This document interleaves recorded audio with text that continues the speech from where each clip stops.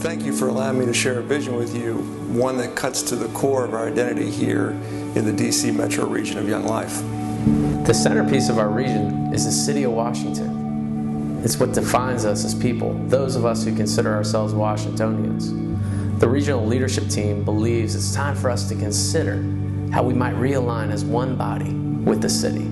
In the early 1980s, Scott Demick and John Wagner launched some pioneering efforts in the city, and all of us in the surrounding suburbs were excited to partner with them any way that we could. We prayed for them at every meeting. We gave from our personal bank accounts as well as tithing from our area budgets. We looked for opportunities to connect city and suburban kids through camps, work projects, and any way we could think of. We partnered with the city this way for 3 reasons. First, the city needed us.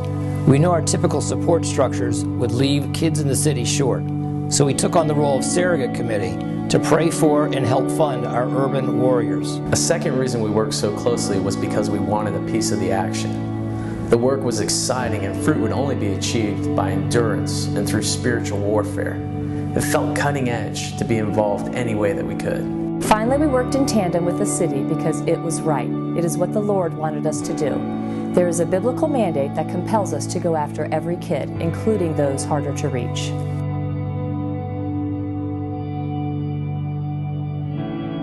In Luke 15, we see the shepherd in the famous parable willing to leave 99 healthy sheep in the field while he ventures out into the dark looking high and low for one lost sheep.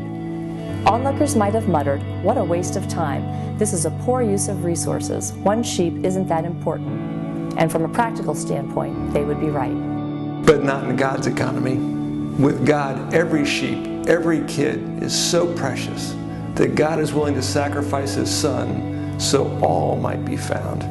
And this same Good Shepherd calls His church to go after lost people, whatever the cost. In the parable of the Good Samaritan, Jesus gives us a model of what it means to truly love our neighbor. The Good Samaritan inconvenienced himself. He gave up his donkey. He even ruined his clothes for the beaten down Hebrew. He even gave the innkeeper an open line of credit to continue to provide for the needs of this stranger. Why should he share so much of his time and his money with someone he didn't even know? And there wasn't even a guarantee that it would be successful.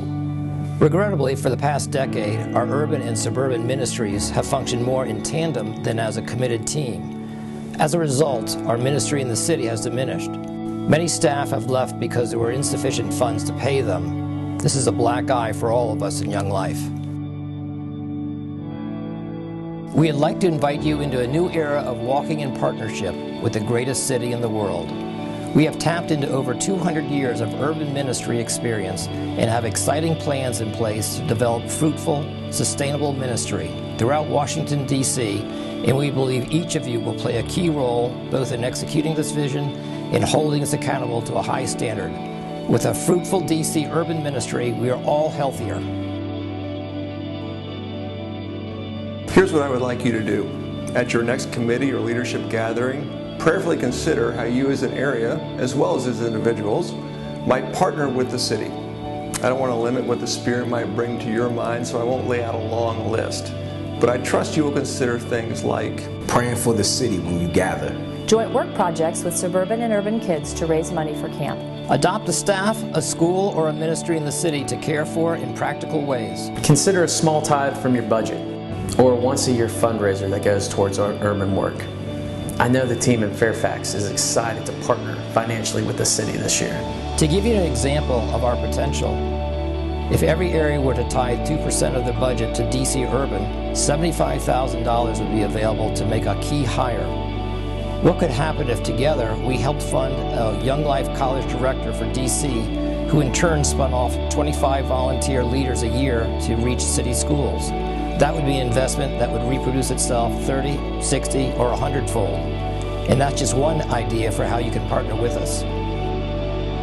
The Apostle Paul said, remember this, whoever sows sparingly will also reap sparingly, and whoever sows generously will also reap generously. Each of you should give what you have decided in your heart to give, not reluctantly or under compulsion, for God loves a cheerful giver. Please don't feel compelled to do anything but what the Lord has told you to do. All we ask is that you consider your response to the biblical mandate to reach kids kids in this city with the good news of Christ.